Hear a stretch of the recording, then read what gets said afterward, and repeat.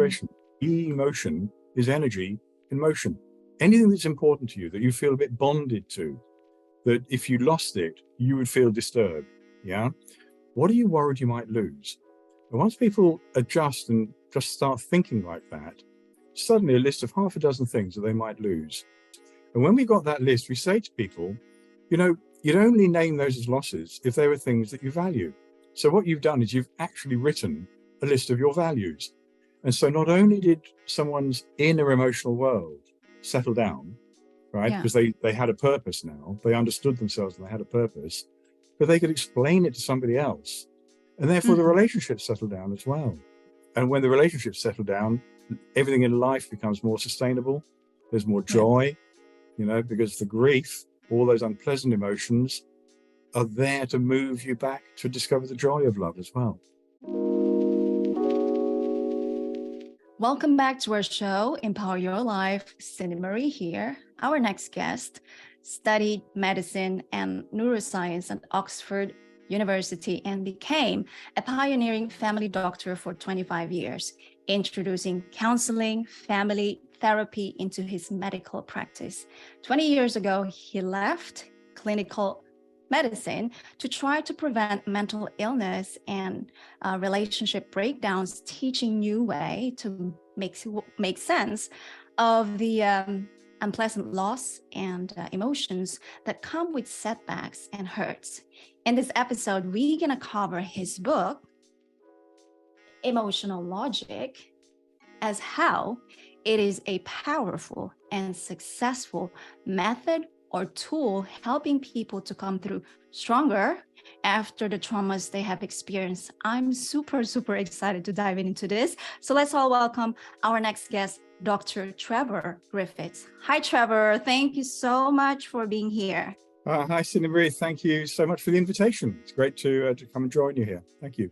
Thank you. So let's dive in. I'm super, super sure that our viewers and listeners also curious as I do, understanding where does the inspiration of this book coming from and how does it relate to your life story? Would you share a little bit about that, if you don't mind? Yeah, certainly can do. So it's intimately tied up with my life story. So a lot of people look on emotions like anger and guilt and depression. They call them negative emotions. Yes. But what the book is basically saying, that all of these unpleasant loss-related emotions are inbuilt to have useful purposes to help us to adjust. Now, the background inspiration to me thinking about emotions rather than going into psychiatry or some other area of medicine, because I had an interest in family dynamics and mental illness, because that was my family background. We had quite a troubled home. I had two older brothers, one of whom was very violent and unpredictable, and was a very violent paranoid schizophrenic, throughout his lifetime, which caused all sorts of problems in the home for everybody. So everyone's stress reactions were coming to the fore. So I was brought up in a very disturbed and unpredictable household, and that left me with quite a few scars. Now, at the time, psychological scars. At the time, I wouldn't have called it trauma, but it's only in the last 20, 25 years that medicine and psychology has recognized how widespread traumatization is. And there's a lot of science is now going into the long-term impact of disturbing incidents in people's early years. And this thing can have an impact on the way the brain develops, so that it has a permanent impact on the way relationships happen, people's ability to achieve stability in their homes, to find work, their economic status, and their physical health, and even their length of life can all suffer when people have had what are now called adverse childhood experiences, ACE, adverse childhood experiences. And a lot of people have discovered that if you have 4 or more very disturbing things happening in a home during a child's upbringing, it can seriously affect their long-term health prospects. Yes. So when I emerged from my youth, managed to escape the home, I was the main thing that sort of kept me going was I was intelligent. I was interested in medicine and healing, and I was able to go to study well. I got out of the home quite a bit. I was a bit of an adventurer. Nice. So off to Africa and, touring up in Norway and all this sort of thing. But although it looked on the outside as if my life was very, go-getter out there and so on, actually inside, I was all broken up. And I didn't know how to make relationships properly. So actually, I was keeping on the move to avoid those situations where I would feel uncomfortable, or because I couldn't trust anybody, basically, is what emerged in the end. I was always expecting some trouble to come from some unexpected angle. And knowing all of that, I went through medicine, understanding psychology, understanding all the biochemistry of the body. And I gradually grew in this awareness that what people call emotions, a lot of people are saying they're all in the head. They're just the side effect of your thinking. Get your thinking sorted out and your emotions will sort themselves out. But I knew from my life that was a whole load of rubbish. And I thought, I've got to find some other way of helping people to make sense of these emotions without calling them negative. And that's the real message of emotional logic. And it took me a long, long time to work that through setting up my own medical practice, through employing counselors, systemic family therapists, talking with them a lot about the way they understood relational dynamics. And along the way, I gradually got a healing as well. There is another, I don't know whether I'm going to be talking sort of too much from what you're saying, but there is another angle on this. And I know, Cindy Marie, when we were talking about this, you really are looking for, what is the personal background behind what looks like a really solid upfront method, which it is. It's a really solid upfront method to help people change their lives, because it really has been working for people. There is another angle to it, which is that the family home really was very disturbed. And about the age of 13, I was actually suicidal. And I had an event. Basically, it was a religious experience, spiritual experience, whatever you want to call it. I was actually planning how I was going to do it. And suddenly, everything in the room, the whole room, my body, my hands, everything was glowing from within, as if with a light, which just stopped me in my tracks from what I was thinking. And it was so startling that it made me think, hey, look, there's something worth living for here. I don't know what it is. But that and a couple of other incidents that happened set me off on a spiritual exploration. So I would say there was I was what I would call a seeker after truth, that there is something more than this world is showing us. This family that I was growing up in was not the whole story. There's something more to discover behind all of that. And that spiritual exploration is actually about the quality of relationships that people have with each other. Spiritual growth is not just an internal thing, you and the universe. It actually works out into the way you relate to other people as well. And it's through that path of exploration that I've actually overcome the lack of trust that I've had in people. And progressively over the decades, I've actually learned to love people. They're quite nice, actually. There's a lot of variety. Life is so much richer. My family, I've got a wonderful wife. Amazing how she worked with me during my ups and downs of life. Yes. 2 lovely children. Got 4 grandchildren. And this really is the richness and the fullness of life. And that's when I think about emotional logic. I don't think about things as all the negative bits now. My mind goes to the richness of life that can develop over time when you start to understand these emotions, not as barriers or as part of the problem, but in them, there is something really important to learn about what's important in life and move towards those relationships and the connections. So, of course, my medicine has fed in to understand it as well, the way I understand the body's chemistry. But the real root behind this emotional logic is that family background and the search to really get inside relationships more and then discover, hey, this is good. Thank you. That's the background. Thank you. I mean, as I was listening with what you were sharing, and so for many people listening or watching right now, bits of what he shared actually available on his book. So Emotional Logic, bits of his story, and his wife is also the author of this book, right? Yes. And you talked about this, and I'm glad that you point or touch a little bit of the journey of the spiritual inspiration or spiritual journey, because it's somehow like contradicting or paradoxical for other people that as being not scientific, but you believe in scientific research and all of that, but you engage yourself with the spiritual journey and really allowing yourself to forgive as well. And now you love actually helping people and even interacting with people. And I just want to stress that out, because obviously I'm not as into in-depth of spiritual journey, but I know how much it's a part of the life cycle. And you also mentioned about, and to be honest with you, Trevor, when I completed reading your book, I never really thought about how, as I used to say it, negative emotions could be part of useful and purpose in expansion of my life. And so when I was learning and reading all the terminologies like that make more sense. And because many of us actually, especially the kids, you have a lot of stories that you have shared on this book that I'm really recommending people to buy and purchase and grab this book, because it's really helpful not only for yourself but also those people who really mean to you.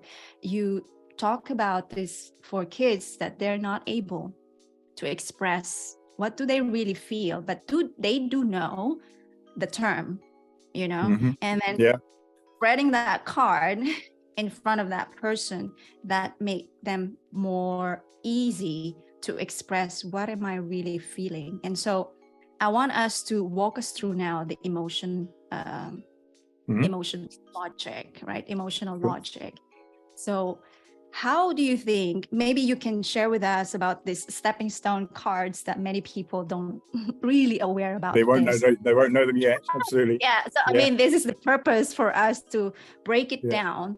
What is it really, emotional logic? And this comes with so many feelings into cards. And how do you think, just share with us maybe one part of the emotion from this card, and how this can be helpful for people to really express that. We talked about the values as well, but I let you explain that. Yeah, thank you. So a lot of people remember or know about the original research done on bereavement by Elizabeth Kubler-Ross, particularly in America. The Kubler-Ross adjustment method is widely known. She was a pioneer.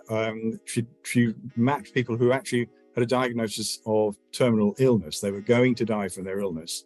She interviewed them and found the sorts of emotions they were going through, and described 5 what she called stages of adjustment to the fact that you're going to lose everything.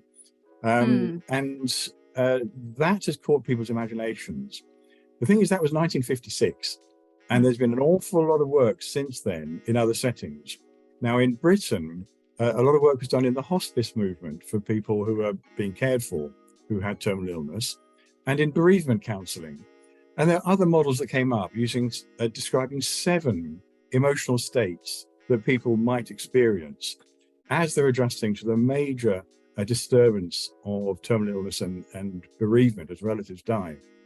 Now, we use that 7-step model, and I've added certain ways to understand how those 7 adjustment states actually fit together to make one integrated adjustment process, which doesn't only happen when someone's dying, when you're dying or facing the death of a close relative, but anything that you value in life, anything that's important to you, that you feel a bit bonded to, that if you lost it, you would feel disturbed. That sense of disturbance, I mean, this can even be a wallet, but very often a treasured thing, like a pen that somebody gave you that has special significance for you. Doesn't mean anything to anybody else, but to you it does, right? If you lost that, you would experience a grief reaction, a loss reaction. And that Yes. loss reaction would potentially have those 7, we call them emotional stepping stones, not stages, because you don't go through them in a sequence. Yeah, you bounce around all over them. Yeah, I love and that's that. really important. Yeah, Mhm. so knowing that these don't happen in any particular order, but because of my interest in biochemistry and chemistry of the body, and I know that these emotional states are physical, they're your body chemistry preparing you to either move towards a situation or move away from it in a situation. Emotion is energy in motion. It's pre-verbal. It's before your top of your brain sticks names on what you're experiencing.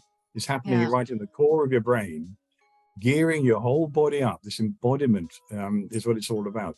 Gearing your whole person up to move towards or away from situations that you're engaged with, which are challenging your values, challenging what's important to you.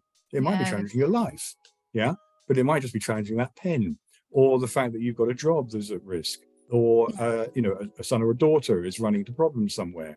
You'll be disturbed, and these emotions will activate within you. And here's the key to it. You only know what you really value when you see a risk that you might lose it. You only know what you value when you see a risk that you might lose it. If I would say to you, tell me what your values are, most people on being asked that question will look a bit confused and say, I don't know what you mean, really. Food, bit of fun, roof over my head, and so on. But if I say, in this situation that you're facing, what are you worried you might lose? And once people adjust and just start thinking like that, suddenly a list of half a dozen things that they might lose crops out. Yeah. So if you're going to lose a job, all right, so not only the money, right, but it's also meeting people at the work. It's a reason to get up in the morning. Yeah, it's your wife's respect. Identity.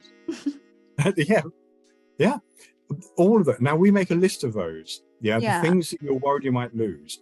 And when we got that list, we say to people, you'd only name those as losses if they were things that you value.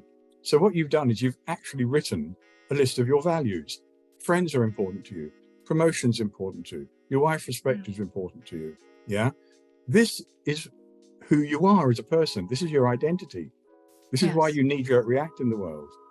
Yeah. And emotional logic, actually what it does is it goes through the emotions. We map the emotions. But once we've mapped those, we go through those to name the losses, reinterpret those as your personal values, and then it moves on to an action plan. Pick one of those values, and in the midst of this situation, work out an action plan that will preserve just that one value. Yeah, and that simplifies the situation that you're facing in a values-focused way. So what you do harnesses all that emotional energy that's churning around into putting that action plan into effect. So rather than getting stuck with a whole load of overwhelming, what people call negative emotion, just feeling horrible and terrible, I don't know what to do other than act out, just explode or hide away. Rather than doing that, people can say, well, hang on a moment, this is important to me, and I'm going to harness this feeling that I've got into this action plan. I'm going to pick up the phone and talk to this person. I'm going to go around to my neighbor and explain what's important to me about this situation. And it simplifies the action. So emotional logic is actually solution focused. It's about the action plan. But how do you know what you're going to be acting on? You've got to name it as a value. Well, you only know it's a value because you feel a sense of loss. That means you need to understand your loss emotions. So we track it back like that. Although we start from looking at the emotions, it works its way onto the action plan at the end of it. And as I started talking to my patients in my general practice, 25 years ago now, they got it. They suddenly thought, hey, I can do this. We started mapping the emotions and agreeing this is the important thing. This is the single most important thing that you want to work on, and that meant that they could explain that to somebody else. And so not only did someone's inner emotional world settle down, right, because they had a purpose now, they understood themselves and they had a purpose, but they could explain it to somebody else, and therefore the relationship settled down as well. Because the problem before is that our emotions are sending out social messages. And if we're overwhelmed with a whole load of unpleasant emotion, people just pick up this person's confused. Hey, this is risky. Step back. What's going on here? Yeah. But as soon as somebody can harness that into something they understand and say, look, this is what's really important to me in this. Can we talk about this? Can we find some way of settling over this? Relationships improve as well. Yes. Yeah. So and this is really what I find is the actual beauty of emotional logic, is it moves out from within you into those relationships, and you just see things change in people's lives, you know. And when the relationships settle down, everything in life becomes more sustainable. There's more joy, you know, because the grief, all those unpleasant emotions are there to move you back to discover the joy of love as well. Yeah. Yeah. So that's basically emotional logic. Yeah. Yes. And before I forget, while I'm listening to you, and then I have this flashback on the book itself, that one of the good things, which I'm also like advocating, that when you feel anxious or depression, many people will just suggest, take this antidepressant, take this medicine. And for those people watching or listening right now, if you grab the book, you'll understand that many of the stories that Trevor and his wife Marian shared, that many of their loved ones suggested, go to see therapists, take antidepressant. But then some people would suggest, see Dr. Trevor and Marian and see they have this emotional logic. Perhaps we could understand and move forward and find the solution. As you said, it's a solution based. Yeah. And in the end, you found through the stories that you have shared, they don't need those things. And I love that, because I think I want to hear your point of view on this, where a lot of people nowadays find it more easy to take the medicine, suppress that for short term, and don't attend to that emotions that we think it's negative, therefore there's nothing that it could help us. What's your point of view on that? Yeah, well, this is one of the real sort of drivers for me wanting to do something in this whole area. In fact, I'll tell you the story that actually tripped off the whole thing. So a patient came to see me who's recently bereaved, and she told me the story that she was walking along the main street in the town where we live, called Ivy Bridge, and somebody was walking towards her who was a friend, and this friend saw her and then crossed the street to the other side and walked by without acknowledging her. And I thought, what? And realized that people feel so inadequate to know how to talk about these emotions in a constructive way, or to connect with somebody who's bereaved. They're worried they might make it worse. They're worried they're just going to stutter and fall and so on. Now, that bereaved person had come along to see me asking for antidepressants. And I thought, this is crazy. You know, the antidepressants don't work against grief. Now, that we can later on perhaps come on to explain how healthy grieving, a healthy loss reaction, gets twisted around into a state where it gets stuck. And you can get multiple patterns of stuckness all packing together. And that does harm the body chemistry. And when it harms the body chemistry, then you're into what we call clinical depression, the medical diagnosis. I am not against the use of antidepressants when you've got a clinical depression. The genuine people, their chemistry is stuck, not just their thoughts, not just their emotions going round and round, and they're feeling a bit blue and low and hopeless and so on. That level of it is what I would call an adjustment reaction. You know, you've had a disappointment, you've had a setback, you've had a hurt. You don't know how to handle it. You're challenged beyond your previous experience to know what to do. You're not ill. You're just distressed. You've got illness and distress. Yeah. And emotional logic definitely works at the level of distress and tension and confusion, where relationships are getting disturbed and troubled. Emotional logic will sort that, right? Where the chemistry has got stuck, and it's beginning to have profound effects on appetite, on general engagement in life, 3 months of antidepressants is brilliant. What it does is it recharges the body chemistry to get the brain to a point where it can learn. The question is, what do you need to learn? As you're coming out of this very stuck chemical state in your brain and in your body, what do you need to learn to prevent yourself going back into it again? What do you need to learn to be able to handle the situations that were troubling you in a new way? So emotional logic can help to prevent recurrences of a genuine clinical depression. And there is a place, it does work alongside other therapies, cognitive behavioral therapy. They're like two halves of a process. Again, I could explain that a bit more, but the point being that if you imagine there are genuine mental illnesses, but they have a knock-on impact into the way you look at yourself, the way you have lack of self-belief, the lack of confidence to relate to other people. Emotional logic will work in that area of relational connection, no matter what the diagnosis is in the background. Yeah, it helps people to engage. That's the main outcome, is improved responsiveness in relationships and improved connection. Sleep pattern improves rapidly because there's less tension keeping you awake at night. Yes. And it's preventive about running into the same sorts of problems again. Yeah.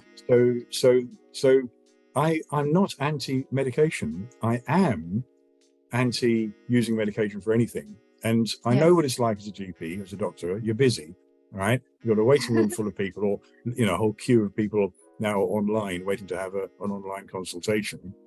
And somebody says, look, I think I need some antidepressants. It's very easy to say, well, here you are, next patient. It saves time. It's a simple solution, but it's no solution in the long run. That person, a lot of people are getting side effects because they don't actually need the drug.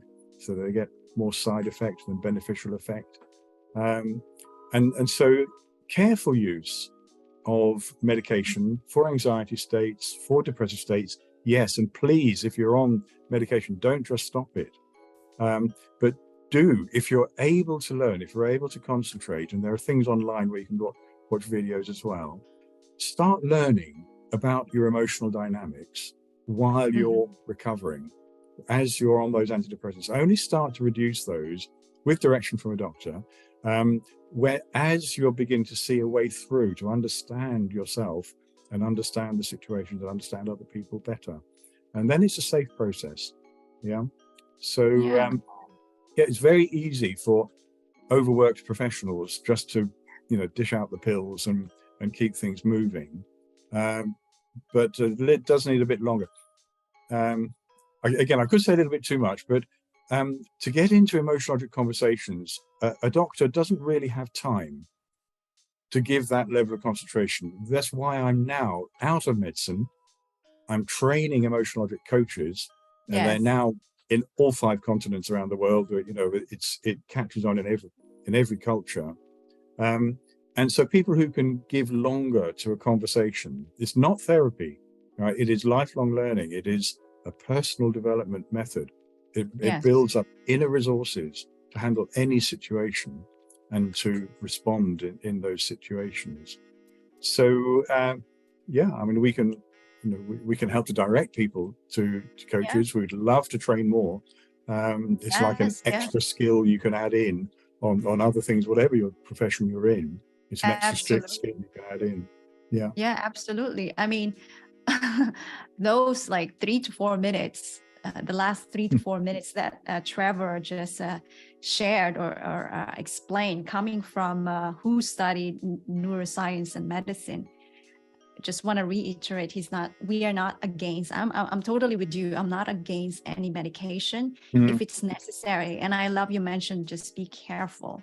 And I love the fact that also you're expanding this emotional logic into emotional logic coaching, because that's where people can have more time to work on themselves, to understand how to express, how to share the emotional, whatever that may be, and really working on how to deal with it or respond with it. And so everyone, this is super, I would say super powerful and profound conversation already.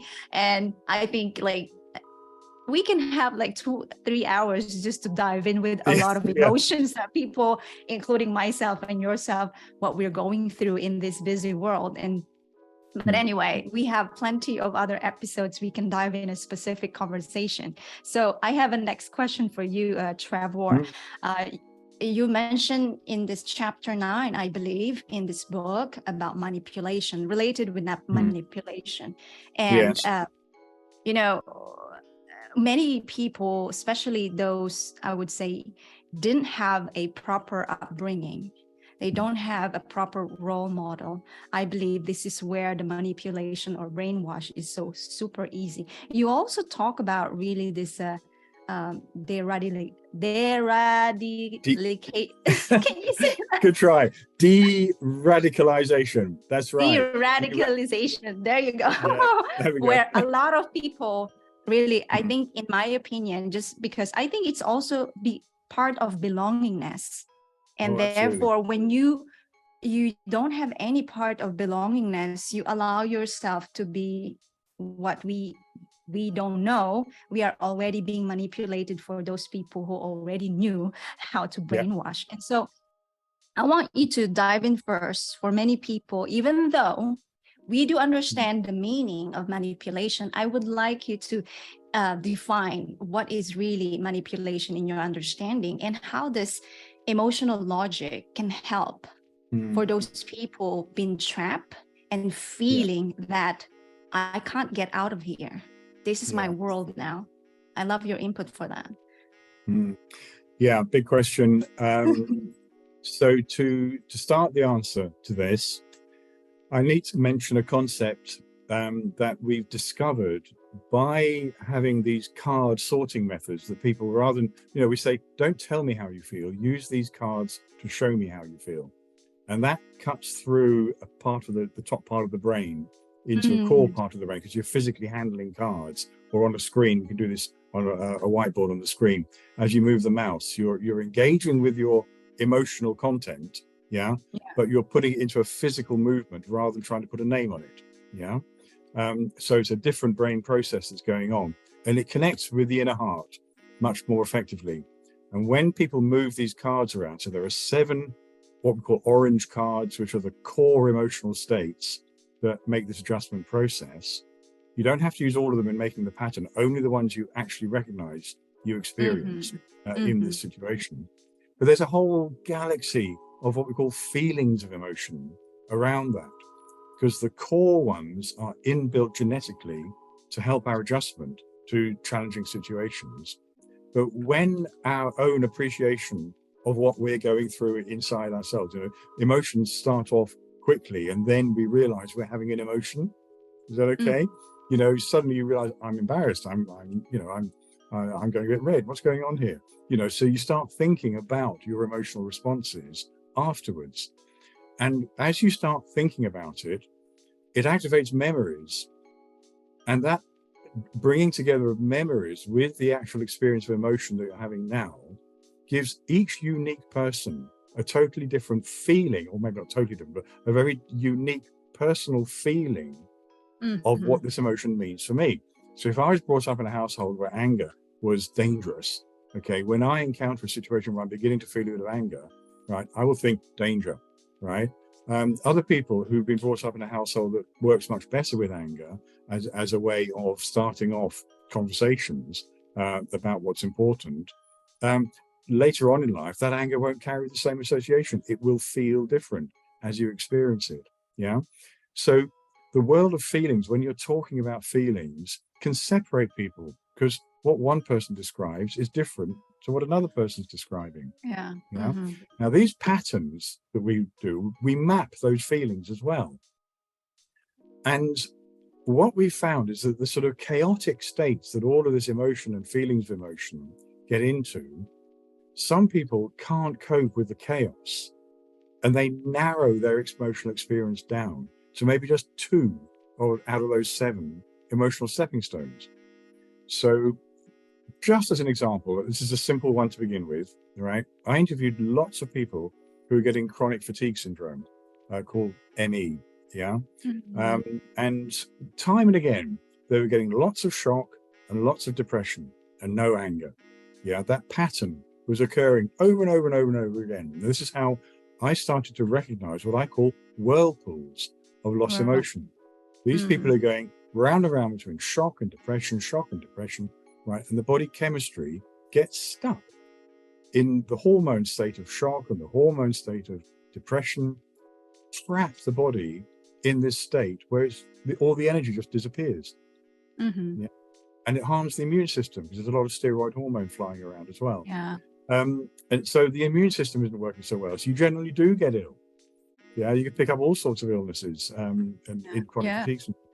So I started mapping these, and different pairings of emotions have different impacts on behavior. So that's shock and depression. If you get shock and anger together, people can't think clearly. They get confused. They feel above themselves, looking down on themselves, as if they've gone into some sort of automaton state and so on. If you get anger and guilt together, people get obsessional and compulsive. You get self-harming behavior, eating disorders and so on from this, and it's purely grief, overwhelming grief, that people have simplified it so they're not so overwhelmed, but they make what's called a maladaptive response to it. You know, I know I may not like being a self-harmer, but I know, at least I know who I am. I can cope with this tension. I know what to do. Yeah. Now we can help people to come out of all of that by mapping this. Now, all of that is an explanation to get round to answering the question that you put to me about manipulation, because there is one particular whirlpool that is extremely powerful to drive people's behavior. And that is when anger, which drives you out into the world to try and prevent the loss of something, when anger ties up with depressive emptiness. So depressive emptiness, the chemistry of depressive emptiness is sending you inwards. Take a step back from the world, reflect on what's going on. You've seen your limits. You're not coping in this situation. Something's wrong, yeah? When anger drives your chemistry to go out into the world to do something, and you've got a lot of depressive emptiness saying, I'm weak, I'm powerless, there's something wrong, right? The anger gets turned back onto the depression, and you get what I call an irrational action drive to take any action you can out in the world to stop feeling powerless and empty. Yes. Yeah, you're driven to do something, and it leads people into destructive drives. Smash it up, smash this window, throw something across the room, kick the dog, you know, but it leads to confrontational behavior. And sadly, if turned inwards against oneself, can lead to suicidal drives. You know, top it, just end it, just, you know, I've had enough, I'm out. You know, that sort of outrage expression that I've had. I'm not convinced that suicidal drives are actually what's called a cry for help. They're more like a cry of outrage. This is just no good. Life is not good. Yeah. So but maybe that's, don't need to say that too much, but I can map this. And we know from working with people, adults and teenagers who had suicidal thoughts in schools, that as soon as they can see that it's a twist in a healthy grieving process, a healthy loss reaction process to things that you value that have been challenged, so it's entirely reasonable. You know, we map these things, and then, you know, people say, well, no wonder I feel ill, right? Or no wonder I feel bad. And we say, well, if you didn't feel bad, there'd be something wrong, wouldn't you? Because you've got so much going on. Yeah. But if you understand the healthy adjustment process underneath it, you actually are no longer a victim of your emotions. You gain the power of choice over how to manage those emotions. Yeah, you grow in the power of choice. And that transforms people's lives.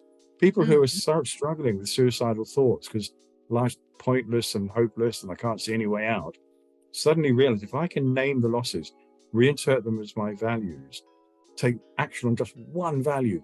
You know, in this next week, I'm going to try and contact this friend who I haven't seen for 6 months, you know. And so, Trevor, sorry to cut you. It just popped into my mind as you were saying about this. I'm just curious, have you ever experienced whereby somebody recommended someone that they felt that it may be good to speak with you and go through with this emotional logic, even though that person, we call it like patient, has been really trapped of believing that this is my world. Have you ever experienced that? And I mean, because I'm super curious, how did you ever come to understand, because you have an expertise, you have background as well, that when you try the emotional logic through that one session or two sessions and you see that nothing is changing, how do you know that after maybe one or two sessions of going through the emotional logic that that person require clinical assistance instead?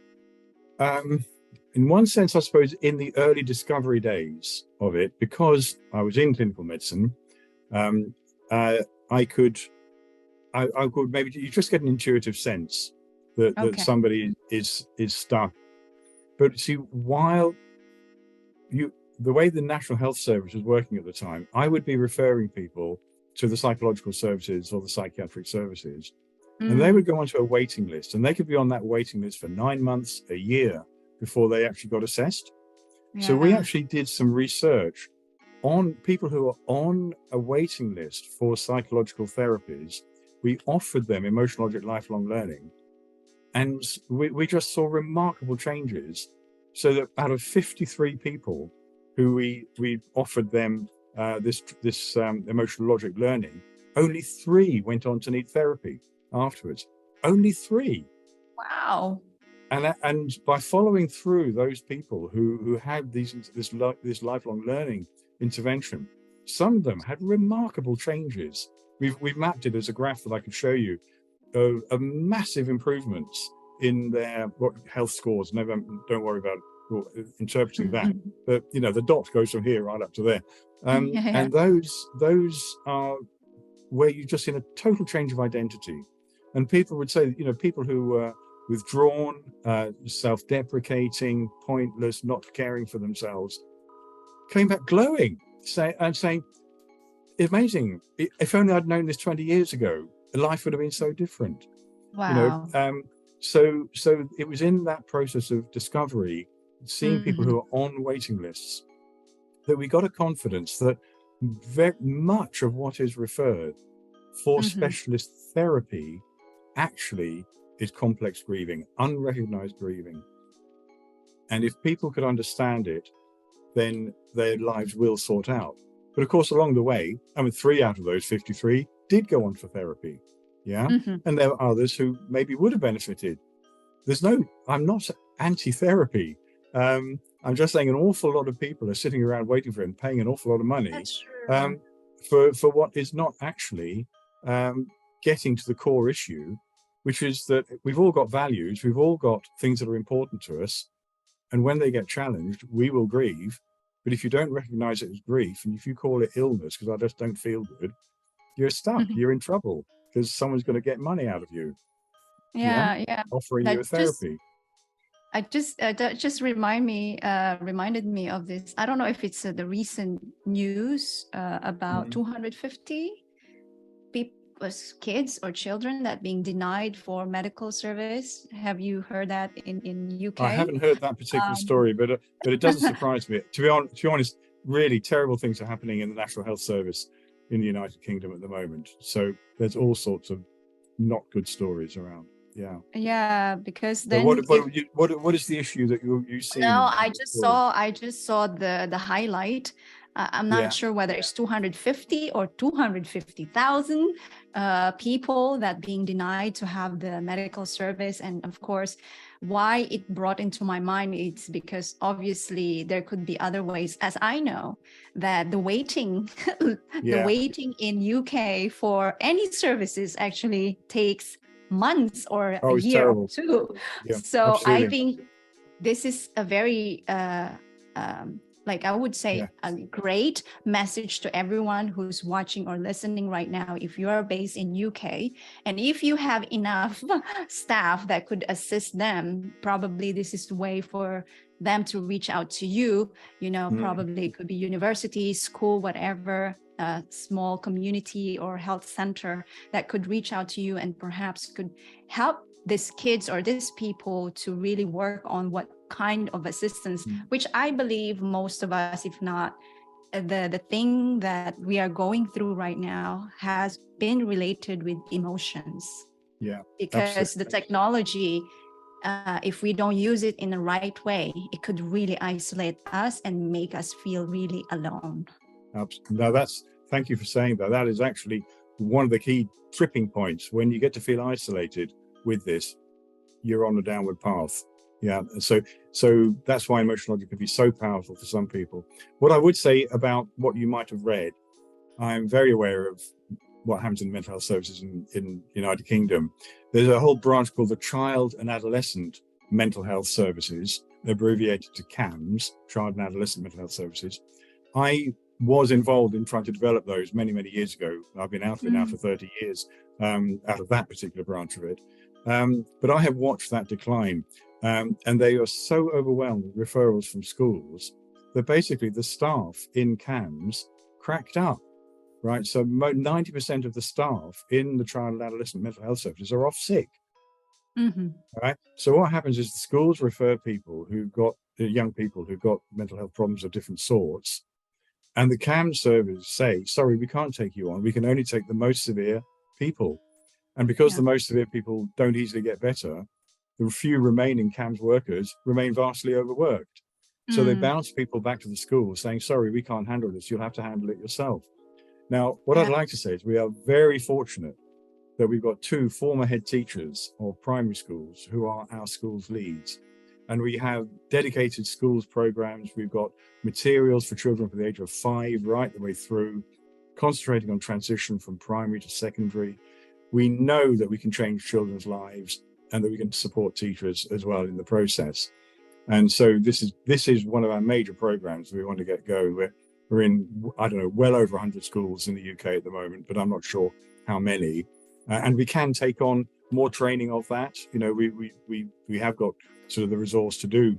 So we particularly want to be working in schools, primary and secondary, because it works through the children to the parents. And the relationship between parents and teachers can improve when at the same time. This is the knock-on effect of people understanding the emotions differently and connecting what was called negative emotions, which we call unpleasant emotions, connecting unpleasant emotions to values. Let's talk about the values. What's important to me as a parent? What's important to you as a teacher? Can we match these and find a way through this without me shouting at you and telling you you're the worst thing in the world? You know, so relationships can become more cooperative. So there are major problems with the National Health Service, and it's bouncing back into the community. And therefore, this personal development method, which does develop an inner strength and inner resilience to handle any new situation. Now, what I'd like to do, if I could, is come back to where we started on this thing of talking about whirlpools, because you raised the subject of manipulation, and it is huge. It is, and I really would like to say something about how to resist manipulation, because I just got around to talking about the anger depression whirlpool and how it drives people to destructive behavior or even to suicidal thoughts. And I'd seen a lot of this around with people, and we knew from our schools work that teenagers could stop their self-harming and stop their suicidal thoughts very quickly once they learned emotional logic. And I suddenly thought, now at the time, there was a lot of radicalization of people to religious extremism. And there was a lot of suicide bombing going on around the world in different locations. And I got involved with an organization that was trying to work with Al-Shabaab in Kenya. And there was an organization that was going onto the streets in northeast London, working with gangs of young youths who were disaffected, and taking emotional logic to them and teaching them about this anger depression whirlpool and how not to get trapped into it, because that's the whirlpool that manipulators use, right? And we found that it worked there.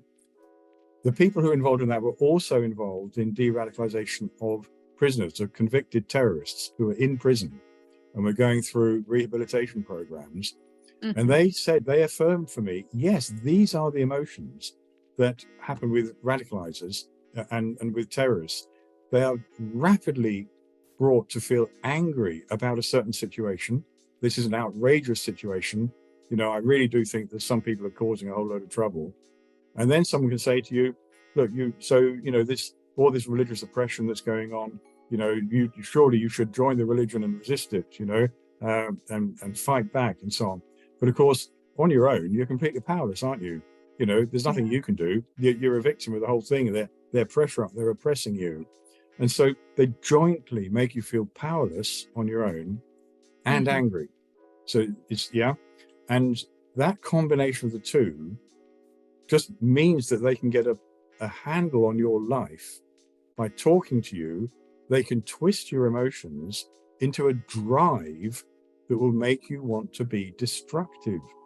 Yeah. I will leave behind all my friends in North London, and I will go to a foreign country, and I will dress up in a suicide vest, and I will blow myself up in order to destroy the oppressors who I've been made to feel so angry about.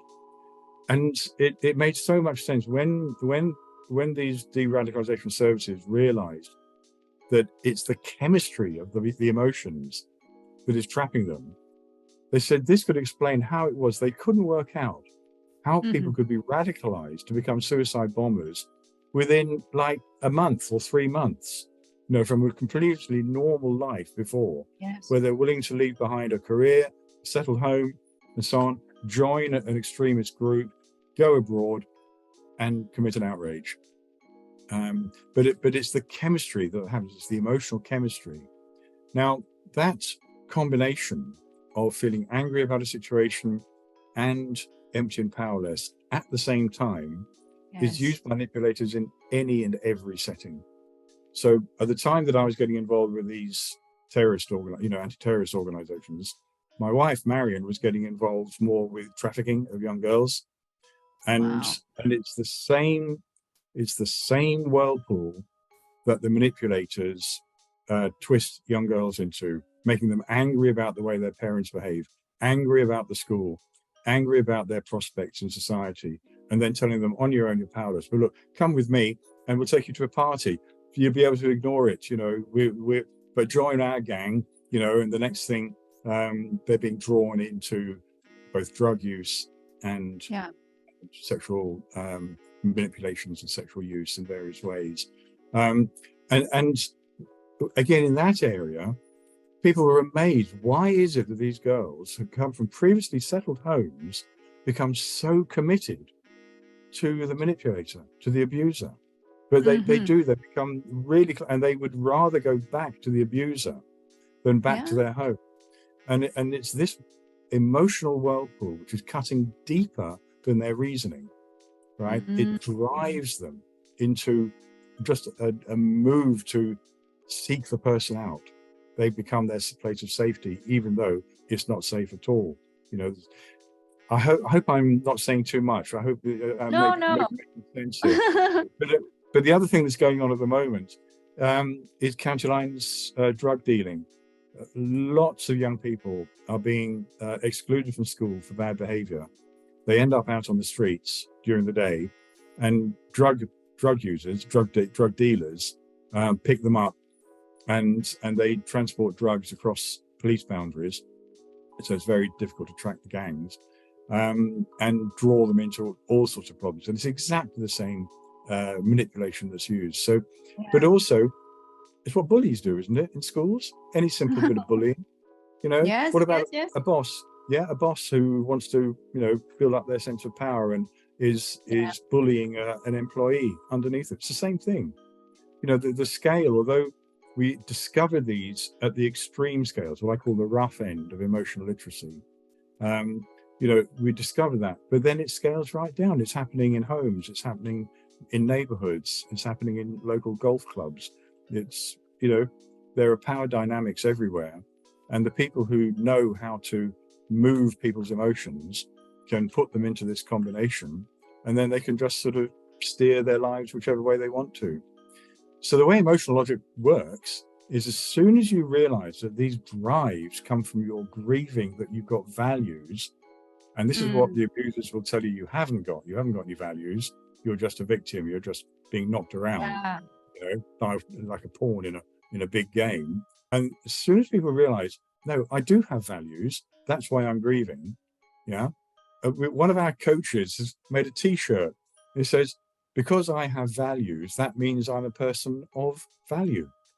Mm-hmm. And that's what happens is people suddenly get greater self-respect. Respect, yeah. And as soon as you get that self-respect, you can recognize when someone's telling you a lie, or, no, that's not quite true. You've got a greater intuition about the relational Mm-hmm. dynamic. Your greater self-assurance that what I'm feeling, this sort of caution that I'm feeling, is genuinely telling me something. My Yeah. values are strong enough to give me a sense of caution about this person who's telling me what I think is a lie. And it might give you enough courage to say to that person, I think you're lying to me. I Mm-hmm. don't believe you. Sorry, it's not like that, actually. And as soon as a manipulator gets that sort of a response, they're off. They're not going to have Yeah. any success here. Yeah. So it's when they're looking for people who have got low self-regard, who can be made to feel angry and empty at the same time, then they got you. Yeah. I But think we. yeah, sorry. To the key point here for people out there who are feeling whatever the emotions they're feeling, it goes to disconnection of the true values that they're having. And this is Yes. why I am a big believer and advocating or promoting, practicing, developing self-awareness, because we truly have that values or core values that we slowly, generate as we have these experiences in life. And then we started to realize what are those values that really define who we are internally. And of course, with the influence of the society, this is whereby if you get disconnected with your core values over time and over time, deep inside of you, again, that immune system will start to kick in, that the negative self-talk would start to kick in. And I think this is why I'm a very visual person. So when I saw the cards, I was like, oh, that's wonderful. I think it's very workable for a lot of creative people, but it doesn't have to be strictly for creative people. But I think it's a great way to express your emotion and really not diving into it, like what you said, that, talking about the past, but really action, solution focused, which I love. Now, of course, we can talk on and on and on and diving into this emotional logic, but I think everyone getting it. And I'm the one, really super not aggressive but loving to promote this book, because Thank you. Dr. Trevor and Marian, or Dr. Marian, very generously sharing all the resources and tools in this book, and even where you can reach, where you can connect with them, and other support system that they could help you. So I know that we have a really short period of time now, so I have but I want to really say thank you for this opportunity of you allowing me, of sharing your mission. Of I can really sense how much you really dedicating your life and time to encourage more people on helping yourself of expressing the emotions, because that really eventually will help them to feel peace, ease, and like what you said, come through strong after whatever the pain that they're experiencing. And so now I'm super curious, because I'm a very optimistic person, and I believe you too, because I don't think if you're not, then I don't think you will be able to sustain doing this for a very long time of your life. And you've been exposed with anti-terrorist projects, trafficking, and so on and so forth. So how do you keep yourself optimistic, Trevor? Well, there's actually quite a simple answer to that. I mean, there's two aspects to it, but the first one is, if I were just to mention that, what I call spiritual experience that I had that showed me there is something more, and that is a continuing, lively belief and hope, that I know that there is something beautiful behind the ugliness that this world can get twisted into. I know that. I've seen it. It's transformed my life. I know that most people can't see it. I know that I don't see it most of the time, but I know there is beauty behind all of this ugliness. And I know that the ugliness can be transformed. Now, this is the other reason why I keep the optimism. Having trained emotional object coaches to use the same basic educational method to help people understand how their unpleasant emotions can be part of the solution, not part of the problem. Yeah. And I get stories. We still have continuing follow-up meetings on Zoom. People all over the world join in. And I hear the stories of change. And when I know that there's somebody that I've trained who's trained somebody else, has had exactly the same response with somebody that they've been working with one-to-one, whose life has been transformed. And the stories of transformation that I hear, I get such a buzz from that. It's almost as if I was there with them, seeing the lights go on in their eyes, because I've just seen that. I've just seen the lights go on in people's eyes. And if only I'd known this before, or this has made such a difference, or this has set my son free as well. And I explained to them about it. And that roll-on effect of one person sharing it with another, and them getting the same sense of liberation and hope and energy to explore something new. I get a real buzz from that.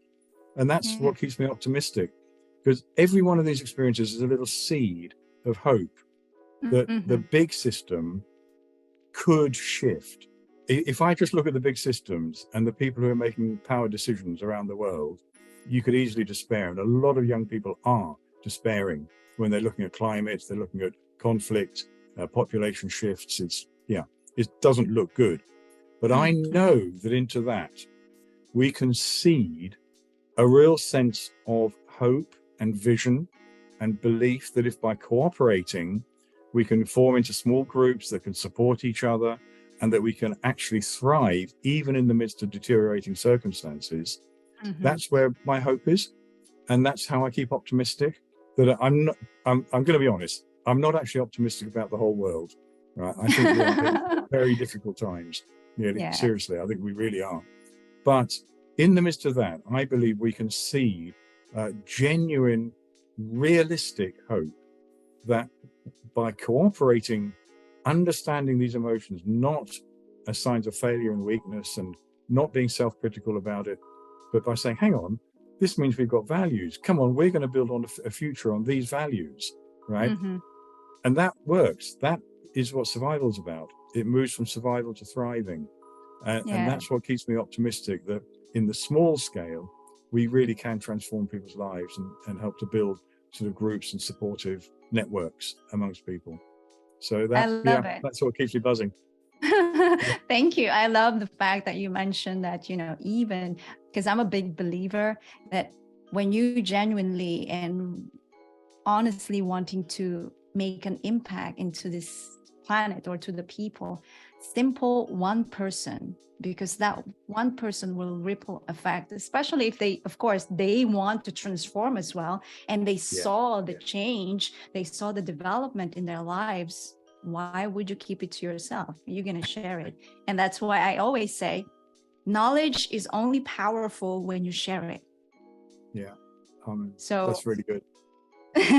So I like this that. is why when I found what your mission and the project that you've been doing, I was like, I want to bring him in. Of course, we would like to take it slowly, but I am always a big believer that even a small act of kindness, even a small act of empowering people, that's still a big push and a step to empower and make a difference in this world, which is what I'm advocating. Which is what you're about. Absolutely. So, right. Trevor, thank you so much for this time. And unfortunately, we are running out of time. But before I let you go, I want you to share with people how they can reach you, where they can grab your book, and what else, other services that you could help other people in this aspect, the services they need. Well, thank you very much for the opportunity to talk this through and to share like this. probably one of the easiest ways to contact me is I have a website, which is a blog site. It's called relatedness.net. If you go onto that site, there's a contact page, and a contact form, and you can put a message through on there. So I can pick up messages. You could basically through that sign up for a newsletter, and I can keep in contact. So that's the best way of contacting me personally. That site looks a little bit more widely at the place of emotional logic in human development.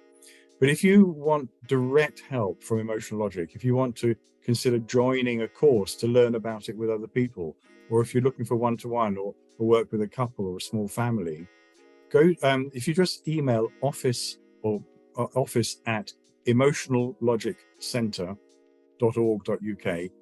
Now that's the UK spelling of centre, CENTRE, but all one string, emotionallogiccentre.org.uk. You can look it up on Google, but there's a few other cookie things that just say emotional logic, but emotional logic centre will take you to the right place. You will get a response, and there are lots of things on the shop as well that you can learn at your own pace at home, or join in a course. Ultimately, it's a conversational skill. So there really is good reason to consider signing up for a Foundation Award course, because you learn with other people, and so we keep the connections going afterwards, so people feel they're part of something. So it's overcoming that isolation feature again as well. But those are the two main ways that I'm there on LinkedIn as well. But those are the two main ways of contacting. That would be awesome. great. And do not be worried, because I'm going to put that on my blog, on my podcast, on the YouTube, so everyone could have access, whatever that may be the time. And thank you so much for this opportunity once again, Trevor. I really, really appreciate this time and your input and your dedication and time on promoting all the things that you're expert with and still learning how to help people. So for everyone watching or listening right now, Trevor and I would love to know what's your insight or takeaway from this conversation. And as I'm a big believer, we talked about it, solution focus. What specific one action would you like to take from the insight that you have learned from this episode? And if you wish to see Trevor once again in this Empower Your Life, don't hesitate to drop your comments below, and we would love to read all your comments, and we'll take it from there. And also remember, stay on your game. Believe in yourself. Take action. Do not be worried what the noise is telling you to do, because I'm a big believer. Trevor is a big believer that when you commit yourself, believe in yourself, take action bit by bit, you have the power to make or create the life that you deserve and love. So thank you so much, everybody. Until then, Cindy Marie here to empower your life.